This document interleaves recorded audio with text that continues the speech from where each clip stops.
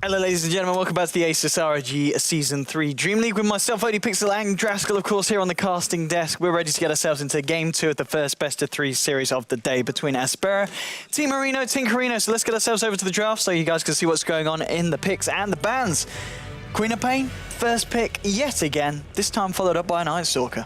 Yeah, it seems they really favor getting Qualifier and way too heroes pretty early on in the draft. Like last game, they did the same thing. They got the Queen for, actually it was Black in the previous situation, but we didn't know for sure who it was going to be until later on when they last picked an August Siren. But by the way, I'm really glad the button happened when we weren't sitting on the couch. I was like, are they going to shoot us as well? But then I kind of, we got laptops. Well, we weren't on camera. We've got technology in front of us, so. With the way that the studio is set up, they actually couldn't have had us on, I don't think, unless that crane can turn, but whatever. Anyway. Yeah, the opening picks here from Team Tinker are pretty standard as far as what they like to run. And we're going to see a Magnus here. I like the Magnus. There's a little bit of fun, a little bit of potential for some good action in the team fights. And it is kind of picked up against a team of a Queen of Pain. But then again, Magnus, one of those heroes with the old shockwaves, going to still be able to farm in the lane and keep himself fairly safe. Yeah, I think it depends a lot on the player's skill, though. Like, if the Queen is really, really good, you can kind of beat the Mag pretty hard. She's one of the best ranged harassers that you're going to find in all of Dota 2 in like a 1 versus 1 situation. So you do that 2-1-0 build where you have double Shadow Strike and you just start really being a nuisance to the Mag. I think maybe one of the few heroes in Dota who could actually shut down a hero that really relies on being able to spam more than actually going for CS by just hitting a creep melee style. But we'll see how he works out. I still feel like the lineup with a Magnus in of itself can be strong, but I think Team Tinker might just go with the maybe pick a Rubik for Pylai Die, or maybe they just want to try to go for a really strong laning phase, which we've also seen have great success against these lineups with Magnus. And we also saw the dual off lane yesterday with the I think it was Solo and Mag. Yeah, and they played Queen Undying, and it just completely wrecked the melee safe laner that they were running with their Mag. And I'm assuming it's going to be either Jug, which is banned out from Team Tinker right now, or PA, or possibly AM. Yeah, I mean, they're definitely going to be looking at the melee farming cause, especially if we kind of expect to see aSpera play it as basically Unknown did, and of course, as we also saw yesterday. But, I mean, the Magnus, obviously you're saying it's down to the player skill. We did, of course, see Zeus being played in the mid lane, and arguably one of the stronger aspects of the team. But then again, I guess comparing it as Zeus to Magnus, it's quite a bit of a skill difference, yeah. Yeah, I mean, Zeus can really get his 2 clarities going at the start of the game with tangos, go for a quick bottle rush, and then once he gets that, it's just zap, zap, zap, zap. You know, the cooldown's fairly low. Shockwave has a much longer cooldown. Takes more mana in comparison to how much mana Mag actually has, because Zeus's incan is better. There's a lot of reasons why. It's just simply easier to put the Queen up against the Zeus as it is for the Mag to play against the Queen. But they are going to ban out both the PA and the Jug, so they were definitely expecting something. Absolutely. They have the possibility of going for Void and then going the Skywrath route as well, which can also be very potent. But they're going to actually... Okay, so that was actually so smart. So smart. So smart. So they realize the last melee core in the pool left is Void. Okay. So they take the Skywrath away to make the Void pick worse if they wanted to go for the Void anyway. So that was actually pretty damn intelligent coming out from Team Tinker. And instead of going for what everybody thought they were going to go for, they go for a Drow. Okay, so it's not the melee core that you were kind of expecting to be paired up with the Magnus, but I guess in power still with the agility, you're going to be hitting towers pretty hard and pretty fast. It's a dual aura strat, so you got your Venge Drow. It's going to be good. They can pick something. I think they probably want to put Mag in the off lane. After having seen the Queen, maybe they just go with like a Puck. Maybe they pick something else that's ranged that can stand up to Queen in middle lane. I really think that the options right now for aSpera, I understand why Drow with Mag is better than a lot of other ranged heroes, because you get marksmanship, which adds agility, and agility is base damage. I mean, you could have picked a Tiny too. Like, that's the thing. Like, aSpera didn't need to go for a Void. They could have picked Tiny and said, all right, we're going to have like the Wisp isn't banned, but they could have picked up Wisp, maybe that. No, because they could have actually picked Wisp when they picked Drow, and then picked... I don't know what's going on anymore. aSpera's draft is, like, totally confusing. So now with the Drow, I mean, I'm expecting we're going to see the Drow mid. The Medusa in the safe lane, and indeed as you were anticipating, the Magnus in the off lane. Team Marino, Tinkerino, with their draft, with the fact that they've got the Quap and the Shadow Fiend, I think it is going to almost certainly be Qualifier on the SF in the mid lane. Then what I'm kind of expecting to come out is a solo safe lane Black Quap, and then see Night Stalker and Scarif be paired up with this final hero to go on an aggressive trial, and you kind of feel that's maybe what could be coming out from Tinker? Aggro, no, I don't think they'll go aggro. No aggro? If they do, Not against the Medusa? They'll last pick the hero they're going to go aggro with, if that's what they want to do. But I don't think they send Shadow Fiend in an aggro lane. And I don't... No, SF in the mid. SF in the mid. And then this final hero is go with the Night Stalker. Yeah, okay, yeah. That would make more sense. I thought you said SF. I was like, no. No, not SF. But, no, I'm not that bad at casting. Okay. Yeah, that makes a lot more sense. Yeah. So aSpera, Team Tinker, I don't know if they want to... Yeah, they're going to ban the Wisp. Yeah. Okay. That makes sense, actually. Cool with it, especially with the Medusa, because I mean, Medusa's pretty damn scary. It's really good. The damage reduction that you get, plus the mana shield and the attack speed from overcharge, it makes her insanely difficult to take down. I mean, a hero that we don't see a lot, but a hero that can work nicely with the Medusa, Ogre Magi. Yeah, just Bloodlust her up, get the extra attack speed going. There is definitely a merit to that. If you want to go for like the hyper carry, you get double benefit for it, right? You already have Empower, which is still okay on Medusa, and also very good on Drow because of the base stat thing that we were speaking on earlier. But having that Ogre with the Bloodlust, it could be pretty scary aSpera's late game if they ended up picking that. But that would also mean that I still think their lanes are... Normally when you have a Drow composition, you build the lanes, you know? You go for... Is it 2-1-2? 2-1-2, you reckon, coming out from Tinker? Yeah, I think it will be. I think the Night Stalker and the Queen will go off lane together. Okay. And then it'll be Sky AM safe. Because the Night Stalker and the Sky together could probably roam for kills, but it's going to be tough. I mean, as well, Anti-Mage, one of the heroes that absolutely destroys the Medusa once he gets the Manta Star. He can destroy Medusa, but also the Medusa can just as easily destroy the AM if she ultis at the right time. Okay. So say, for instance, you get RP'd, or you get stunned, and then the Medusa ulti into that stun. It's like, it can be very devastating. And the bonus damage that you deal when you're frozen is physical. So, like, well, all other... Isn't it? No, that's Oracle's thing. Never mind. Yeah, it's just increased physical damage. So you can actually burst an AM pretty heavily, and Omni Knight Heal, interestingly enough, is pure. So it's not negated by the Stone Gaze. So you can punch him through that. And with Drought Aura on top of that, yeah, they have some serious late game potential, without a doubt. I love the fact that aSpera went from like, we're going to pick Venge Mag, and then they get PA banned, Juggernaut banned, and Skywrath stolen from them because they had first pick out of the second phase. And then they're like, we're just going to pick Drow. And I'm pretty sure Team Tinker were just like, what? What is going on? I mean, I guess...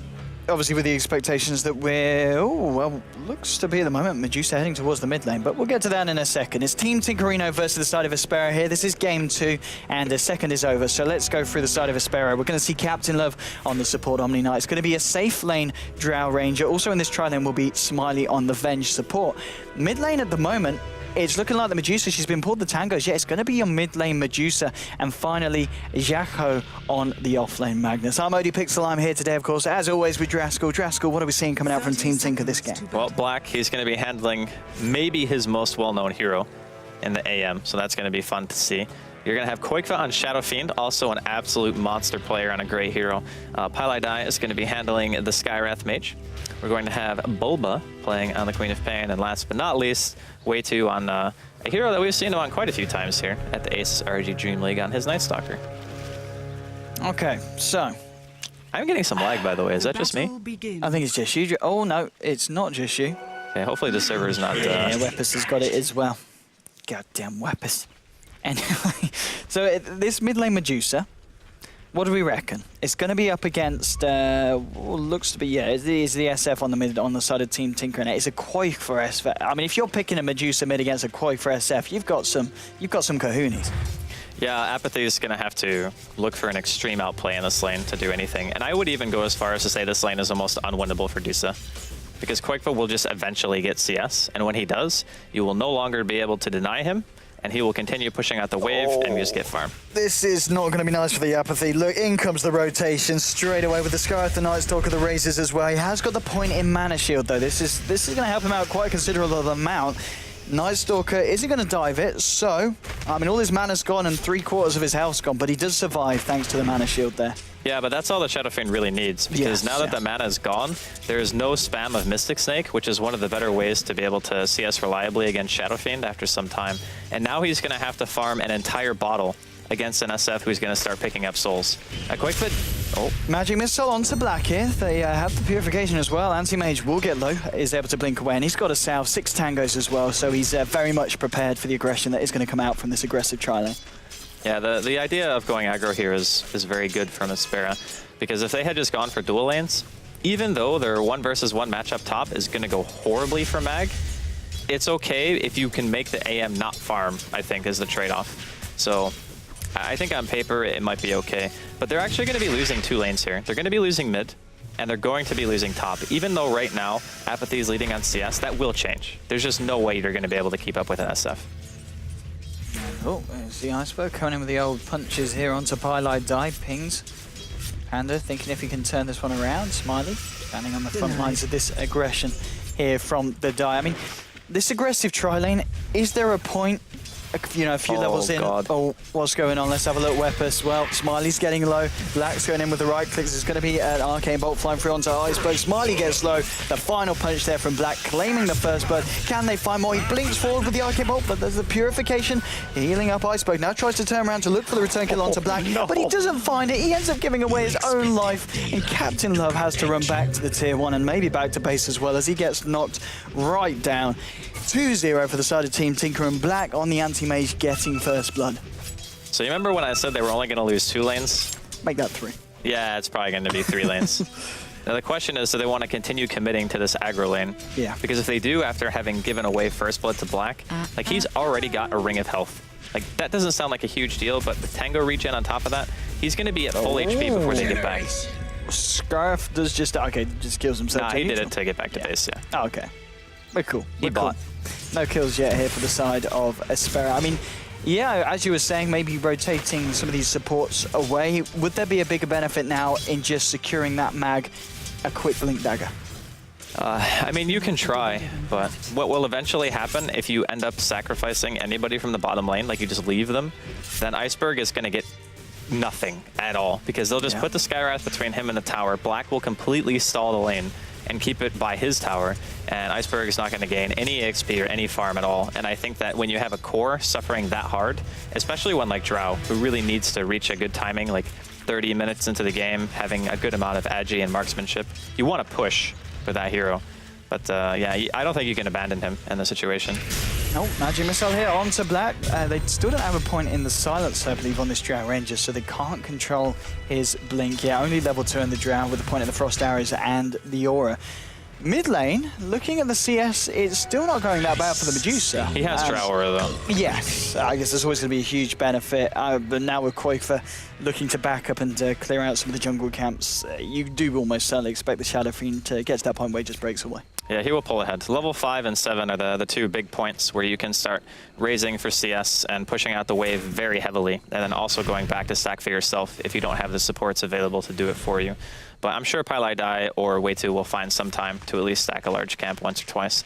Just depends on how much attention they need to be focusing on this bottom lane. And I feel aSpera, they might have some comeback potential, but they cannot continue just straight up losing all 3 lanes. Because this mag has 7 CS, and this Queen's got 15 denies and 24 creep kills. This is why I said, if you meet in anywhere other than mid, the mag versus Queen matchup is 10 times worse. Because you don't have nearly as many good places to stand as you would in mid. Like, you can just stand high ground, you can stand far away in Shockwave. It's a lot easier for the Queen to harass, and there's less of a likelihood that he's going to get ganked because of the lane setup. So, everything considered, I would say that this matchup is almost unwinnable for Mag, unless the Queen makes a huge mistake, and Bulba's obviously a great player. So, actually missed something onto Pylai Dai from the high ground. They're going to try and chase this one down. The Apathy looking to see if he can follow it up, but it's not going to be the case. Black's farm so far, 22 CS, Poor Man's Shield, Ring of Hell, 360 gold in the bank. I guess on the plus side for this aggressive tri-lane of sorts from aSpera is the fact that now with a few levels, Omni Knight's going to do a pretty good job at stopping any aggression coming out from the NS and the Skywrath. Yeah, you can... aSpera have to play so defensively, though. I don't know if I like that style. When you have to play defensive against a team who's going to have 2 very heavily farming cores, And your mag is getting dove. Indeed, Ojako, nice TP reaction. That's going to be enough to scare them away. Looks for the skewer slow onto the Night Stalker, but won't be able to have that range to catch him out. So they do back up, and there's a couple of TPs forced out. I believe it was one of the TPs cancelled, actually. Yeah, it was only one TP that they followed through there to help out the Magnus. But still 2-1, 6 minutes in. Our two highest net worth heroes on the board. It's okay. The Medusa's pretty much tied with the Anti-Mage, but it is your Qualifier SF at the top. No real surprise there. He started to pull ahead of his lane opponent, and they've even decided to move the Dusa to the woods. He's got 1 point in the split shot, some value. He's got a couple of stacks going for him, and they need that Drow to be level 6. So I think that aSpera are trying to make the best of a bad situation. Marksmanship on a couple of heroes on the side of aSpera can do some wonders for not only farming speed, but the capability of fighting and pushing. I just feel they might have gone a little bit too crazy with their draft. Well, we'll see. Maybe they can still make it happen. Pink Panda, he is caught in between like a triangle of 3 heroes here. Captain Love will on fire. Spot him out on the Omni Knight, but there goes your Drow range. The Ancient Seal into the razors from Qualifier. More gold into the Shadow Fiend's pocket. Not the best. And everything considered, aSpera, they go aggro because they want to stop the AM's farm. They lose 2 heroes.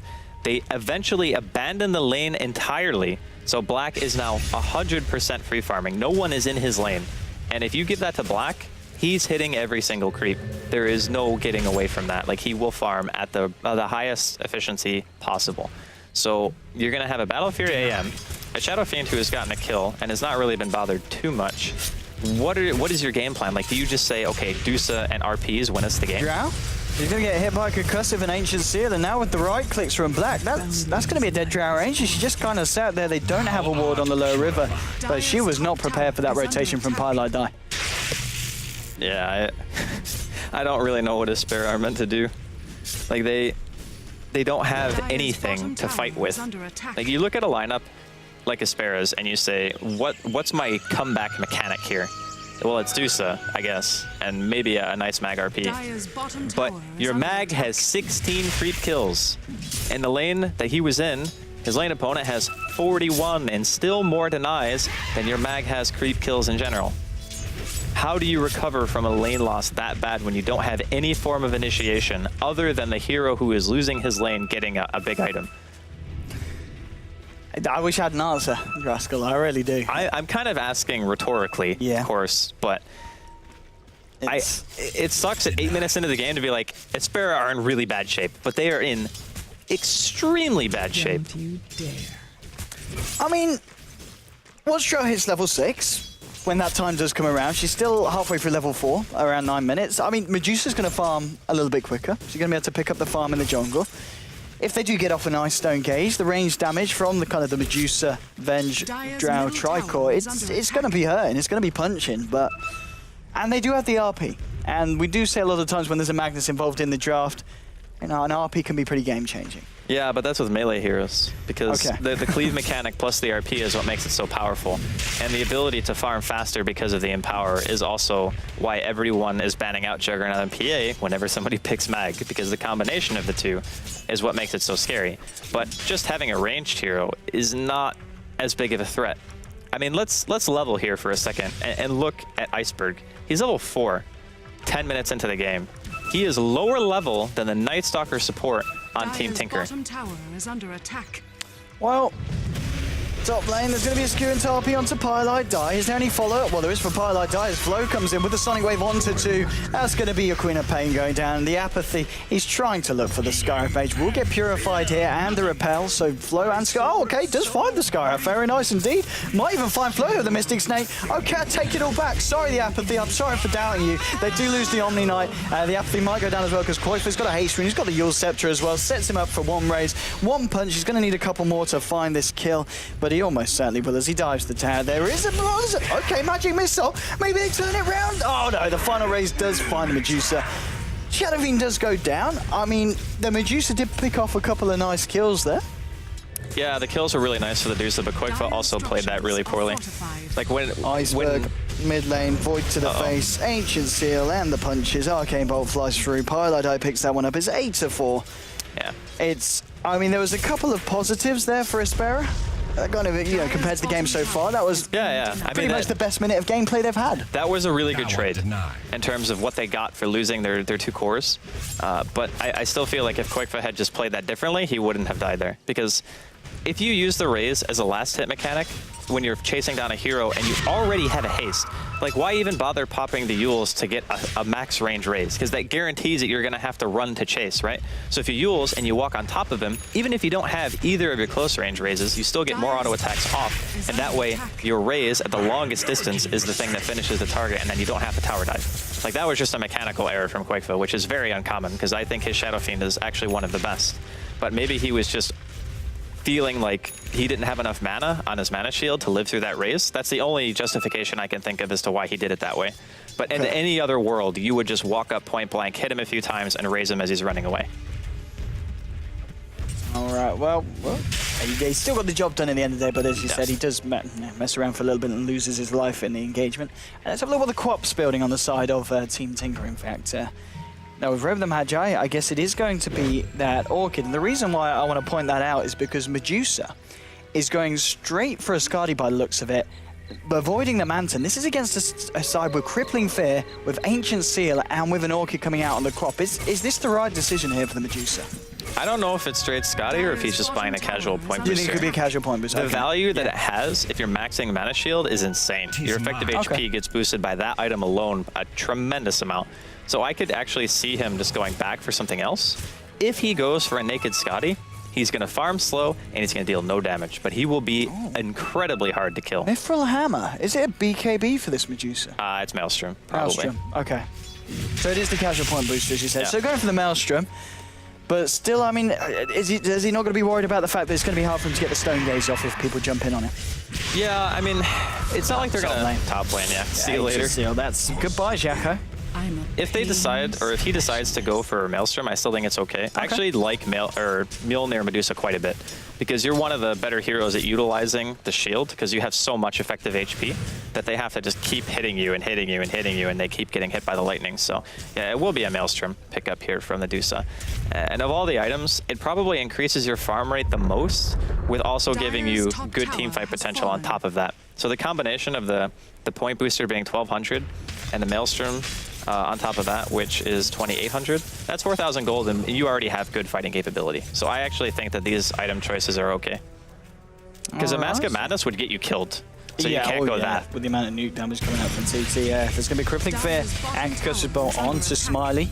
It's going to be the Purification that's actually going to bring the Night Stalker fairly low. His Nighttime, of course, he's going to be able to zip himself away from this fight, though. No one going down. Flow on the Queen of Pain, keeping the pressure on this top lane against this Magnus. And Magnus, what's he seeing in terms of gold? Coming up to 1,500. So, I mean, as long as he doesn't die anytime soon, he will have that Blink Dagger in a few minutes' time. Black, though, 14 minutes in, has the Battle Fury, Poor Man's Shield, and Treads complete. Yeah, this is the problem when you're not really pressuring anyone on the side of Team Tinker, and they're even going to go for a tower dive here. Well, they find the kill onto Smiley. They're able to blink here away from Jacko. Pilot dies out, and Mana Shockwave will finish off the Skyrath. And while we're talking about the fact that the Magnus is close to the blink, that kill is going to put him even closer to picking up that blink dagger. Yeah, 1,900 gold on him at the moment.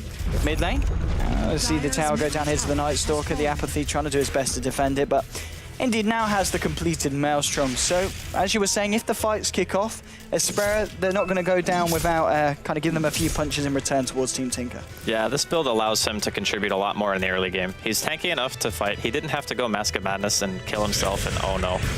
Jacko, please. Oh, the bait, the heal. Purification and the repel is going to allow him to potentially turn it around, but there is a Quake for Shadow Fiend hitting down, and Magnus says, okay, let's back ourselves up. There will be a swap from Smiley. They do have a Magic Missile as well, but the Yule Scepter, and Flo just comes in, kills the Magnus. Magic Missile goes on to Flo, but now with the Void chasing him down, Venush goes down as well, and the swap into...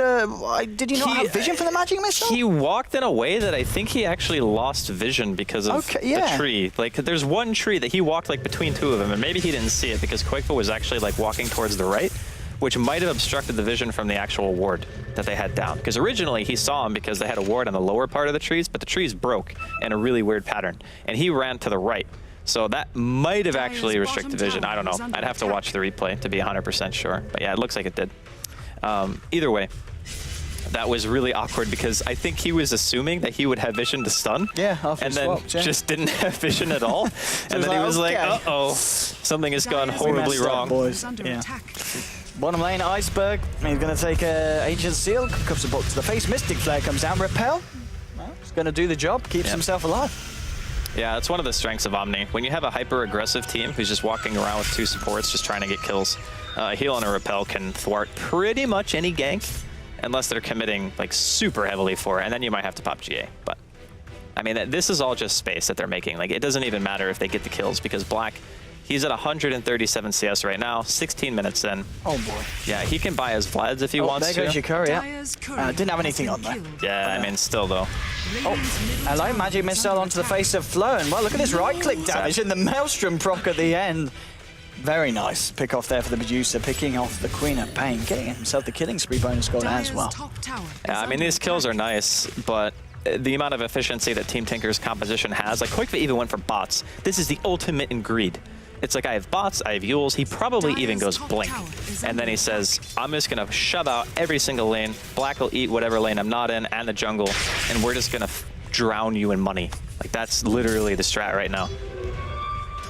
Okay, I mean, Blink Dagger's picked up now on the Magnus. They will have that potential for the next fight. Shadow Fiend, indeed, he does, as you said, just go straight for that blink after the boots of travel. Picks it up here from the side shop. Qualifier having a pretty damn good game so far. 12 for 6 at the moment. 9.6 kick on Yanti Mage, 9.1 on your Shadow Fiend. The Medusa still doing our best to keep ourselves. Look at the lead. Just look at how badly they're getting outfarmed. Like, this is why you need a way to fight. Ow.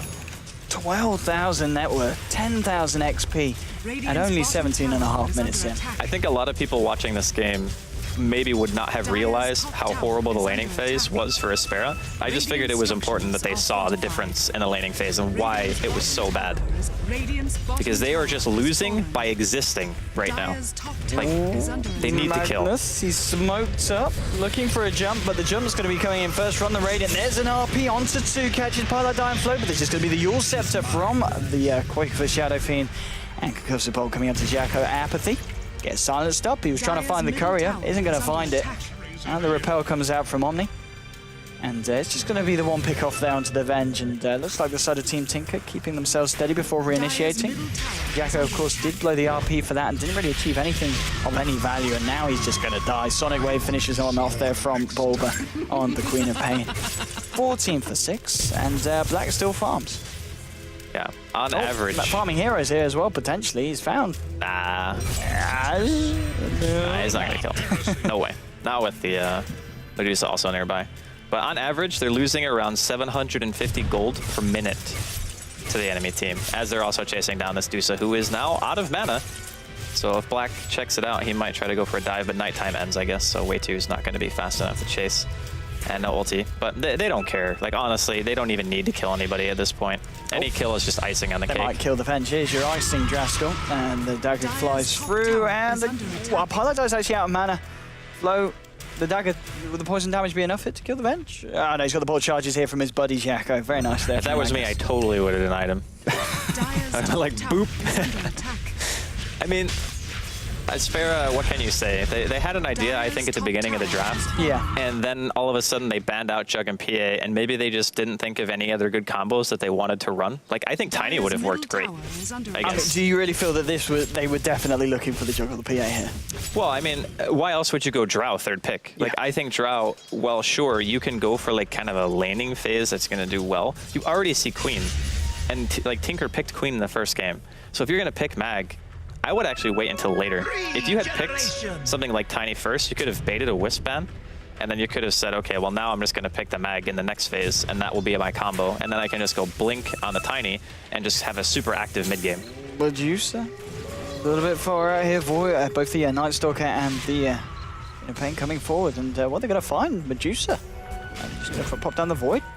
Pretty tanky, though. Yeah, a little bit too tanky indeed for them to deal with that ultimate orb now on top of the point booster. And closing in on the money required for that second ultimate orb. They do have the RP up on aSpera, so maybe this is their chance to go in for a little bit of action. Smoke up on all 4 of them. Medusa leading the way. They're trying to go for the old school bait here. Medusa on the high ground on her own. Smoke will get dispelled on the Venge as he comes in with the wave of terror. Pappy just stands his ground, waiting to see for that perfect RP opportunity. They're just going to keep themselves back, Team Tinker. They're not going to fall for this trick. One of the older tricks in the book, and they do just let the tower fall here to the Drow. I mean, it's okay to give up a tower or two at this stage. They're still using the map a lot better than what the aSpera are capable of doing, just innately because of their draft. Like, they have 2 blinking heroes, or 3, excuse me, on the side of Team Tinker, who can all flash farm. So Queen, Shadow Fiend, AM. Eventually, it will reach a stage where they have such a gold advantage and an experience advantage that they will just be able to go high ground. And there will be very little that aSpera can do outside of pray to God that Mag just gets, like, the biggest RP of his life. Indeed, they really need to look for these massive RPs. They do still have it available. He's down here on the bottom lane. There are 3 heroes on the side of Team Tinker coming in, but they're all spread out. It's going to be very hard to catch anyone here. Pink Panda very aggressively wrapping around. They don't have vision of him, so he could look for a jump. And the jungle, Flo, Queen of Pain, he's going to be able to find the Medusa. Medusa's now out of mana. Flo pops that haste rune, does have the ball charges, and their backup of Captain Love is there with the repel as well, just to make sure the Medusa is kept safe. The question is, Team Tinker, what item do they feel is necessary for them to start actually pushing in? Or do they just say, we're okay with farming forever? Because to be honest, that strategy is fine still. Even in the super late game, when Medusa has 6 items, don't know if they would win. I mean, it would be a lot easier for them to fight, I think, but I don't know if they would actually just win because of the Medusa and the Mag. I mean, Medusa has now got the, well, she's got the money to finish off the Skadi. She's just getting the second ultimate orb flown out to pick up the Orb of Venom. So she is becoming pretty scary, but at the same time, pretty much the entirety of the side the Radiant is and tries to blink out of a Sonic Wave and a Mystic Flare isn't going to happen. Oh, sorry, that TP out. Yeah, the Deuce is scary in the sense that she's a bit tanky, but she still needs the Drow to be alive and the Venge to be near her for her damage output to feel even decent at this point. Like, her damage right now, she, with no Drow Aura, she hits for like 150. With the Drow alive and the Venge nearby, she hits for like 200. But Night Stalker's going to get swapped, and yeah, with the Magic Missile, damage starting to fly through from the Apathy, and they will be able to pick off the Night Stalker there. And yeah, I mean, Pink Panda just positioning himself a little bit too aggressively there towards the Dire base. I think Black just solos Roshan. Yep, he does. Roshan for free, because you got it AM with the Vlads and a Quelling Blade. By the way, after the patch, it's not going to work anymore. So QQ, all you AM pickers it's not, out is there. it? Yeah, no Quelling Blade bonus on Roshan. It should never have worked on Roshan in the first place. It's really? like totally ridiculous that it does. Yeah. Like, just free 32% damage on Roshan. I mean, even if they kept it working, but obviously just with the new change where it just works on your base damage, you feel it's still too strong. Yeah, because what you're essentially saying is any hero who buys a Helm of the Dominator and is melee and gets left alone can kill Roshan. Like, that's another reason why heroes like Troll and Juggernaut were so ridiculous, because the Quelling Blade made you kill Roshan 32% faster than normal. Like, even the time investment, taking that much longer to kill it, makes it worse in some sense. And you could even potentially get caught because of the time that it takes you to actually kill the thing, you know? So maybe people realize it, and then because Roshan's at 30% health and not dead, you die, then Roshan's still alive, and then the enemy team takes it from you. So yeah, there's a lot of implications. And I don't feel like it was ever meant to work on Roshan anyway. No, there was just some kind of behind-the-scenes setup with the code or whatever that makes him register as the same as an Ancient or a Creep. Yeah, I think he falls under the Ancient classification or something. It's Warcraft 3 that is the reason why it was like that, I think. Oh, Magic Missile onto Black here, and with the damage here from the Apathy, brings him fairly low. We'll be able to blink out, does of course have the Aegis, so isn't too worried about this aggression. The aSpera, again, looking for the potential for another big RP. They do have Magnus here on the top lane. Mid lane, though, the aggression from the side of Team Tinker going on to Iceberg. What? They're just in their base. That doesn't really seem to matter, but they're just in their base. They will lose the Scarith Mage as the push did come in, and they did get themselves a kill. Pilot Die will pause the game, but though. did they see the gem? Oh, where's the gem? It's in the trees. It's in the trees, yeah. Oh. HY is watching this right now, just going, it's in the trees. I'm sure they'll know. I'm sure they would have known he had a gem. Surely. You would be surprised, man. Sometimes people just don't click on heroes. Yeah. Well, we'll see. See if aSpera passes the tester. I mean, it's looking more hopeful for aSpera this game than it did in the first game. Yeah, I would say this game they have a chance to win, but a certain amount of things have to happen, and it's not on a time limit this time. Which I feel is a much bigger impact of the game. Like, if you don't have to worry about, I need to win by X point, then you're feeling a lot more comfortable. It's like, okay, we play the game at a slow pace, we do what we think is the best choice for that given time, and here comes the RP and Qualifier. And RP onto Qualifier indeed, making sure it goes down. The Requiem brings the Venge low, and now the Magnus, who took it to the face as well, will go down to Flow on the Queen of Pain. He gets himself a triple kill. Apathy just pops the Stone Gaze, TPs himself out, and well, we were saying about the gem. I believe the gem still sits there in the tree line. No one picking it up here on the side of the Dyers. So, well, Pilot Dyer's going to be happy with that. Also going to be happy with the fact that Black's just cleared up a tier 3 in the mid lane for free. Yeah, it was pretty fortunate that a secondary fight broke out around that gem. And, well, okay, Black. No mana. He's going in. He's going in. Mana avoid that, though. No, he's not missing enough mana. He needs to be missing, like, quite a bit more health for him to die.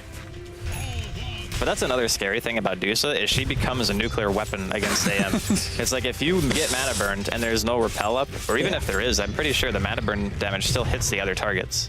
Yes, I believe you're right. It just doesn't hit the initial target. I'm pretty sure you're right. Yeah. So you can still just use her as a spirit bomb, and then all of a sudden everybody just flops over. Pretty bad news. Shadowblade on your qual. Yeah, I think it's a pretty solid choice. When you just control the map so heavily, Shadowblade always has a innately higher value. And we've even talked about in the ultra late game having Shadowblade can also be good because the more inventory slots of items that people acquire, the less likely it is that individual heroes are going to be carrying around detection. Now we're not to that point yet. But we're getting there. But we could get there soon. Like in the next 10, 15 minutes, people might not be carrying him around as much. It's still about a 23,000 net worth and XP gain here for the side of Team Tinker. It's very, very scary. I mean, they do have good high ground defenses, bro. They've got your Dusa, and they've always got the imminent threat of the RP. Yeah, and that's going to be the only cards that they have is Iceberg. Goodbye. Goodbye, Drought Ranger. Shadowblade. It buys the Manta style, but that's probably going to mean he doesn't have buyback. So... Yeah, but he also could just be assuming that his team can defend without him for now. He's only dead for 35 seconds, actually. He's only level 11. Yeah, he saw two heroes in lane, and they were pretty far away from the base, so he's probably just assuming that 40 seconds is enough time to be able to respawn and not really lose anything for it. They just RP'd an illusion, all right? Oh, Kappa. Really? Yeah. Okay. Well, we didn't see that. Neither did anybody else, so... Yeah, I mean, it was a bait. They baited the Queen illusion, so very nicely played there by Bulba. Just means that there can be some free damage dealt to the tier 3 top or even the Rax's mid, because no RP means they can just go ham, and this is actually only a kill because... I think that's the definition of ham there, Draskell. Yeah, I mean, when you know there's no RP because you just RP'd an illusion, you can do that. They're going to find a skewer here. Onto Pink Panther on the Night Stalker, but, well, Flo, he's going deep. Smiley ticks out here to the earn damage. That's two heroes down at the moment on the side of aSpera. Flo turns around with the punches onto Jacko. Will blink towards the base. Black, he's just clearing the base there. Yeah, he's on your bottom. I think that RP is honestly the end of the game. Like, they could not have let something like that happen. Like, they needed their RP to at least be on a kill for sure. Stone Gaze? For nothing, they're still losing mid. It's an innovative one. Blinks towards top and kills the creep wave. Like, they have no fear. There's nothing to be scared of. There was an Omni Knight there, but not anymore. They might find the killer onto Flo. They do have a Dust of Appearance. There's going to be the... Oh, there you go. Yeah, it's just over. There's nothing. There's nothing they can do. GG, well played. aSpera, they gave it their all. They did. The draft was a little bit rocky in the first game. They definitely had a wrench thrown into their plan. There's no other way you can say it. Like, after the second pick, it became fairly obvious what their strategy was supposed to be because so many people have been doing it lately. And against a team who's well established, you have to just... They're gonna realize it. You can't just think that they're gonna not ban out the heroes that partner best with the mag combo. And the fact that they picked Medusa against a team that has Black and they hadn't banned the anti-mage, I mean, that's...